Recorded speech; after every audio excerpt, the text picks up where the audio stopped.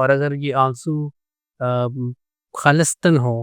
اور پیورٹی کے ساتھ ہو، محبت کے ساتھ ہو، اور اس آنسو کے پیچھے جو بیک گراؤنڈ ہے نا وہ آپ کا پیور ہو، وہ خالص پن کیسے ان آنسو میں لے کے آیا جا سکتا کہتے ہیں کہ ایک جگہ پر دلوں کا بازار لگا ہوا تھا، اور وہاں پہ بڑے خوبصورت اور فریش دل موجود تھے، وہ اور اس بازار میں بکنے کے لیے ایک ٹوٹا پھوٹا سا دل آ گیا ہیں۔ اب سوچ لیں ٹوٹا پھوٹا دل، چیپیاں لگا لیں اس کو جو مرضی کر لیں آپ، تو سب نے بڑا مذاق اڑایا اس کا کہ تم یہاں دلوں کے بازار میں کیا کرو، یہاں تو اتنے حسین رنگین قسم کے دل موجود ہیں، تمہارا اور کس نے دام دینے ہیں؟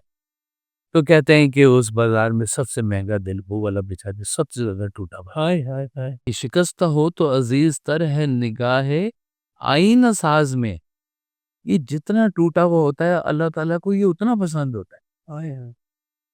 تو جب آپ یہ شکستہ دل سے اس رب کے حضور اب اگر آنسوں کا نذرانہ پیش کریں نا، تو کیا ویسا کیا کرتے تھے، اپنے آنسوں کو دن کی روشنی سے بچا کے رکھو،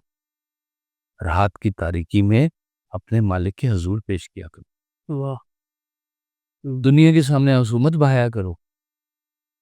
دنیا سے توقع بھی نہیں کرتی ہم نے، جس سے توقع باندھی ہوئی ہے اس کے حضور پیش کرو رات کو۔ آپ کہتے ہیں یہ وہ رات کا وقت ہوتا ہے، مالک بہت قریب ہوتا ہے، تنہائی کا وقت ہوتا ہے کہ رات ہوتی ہے اور پھر اس کی ذات ہوتی ہے اور اس پہ ایک بات ہوتی ہے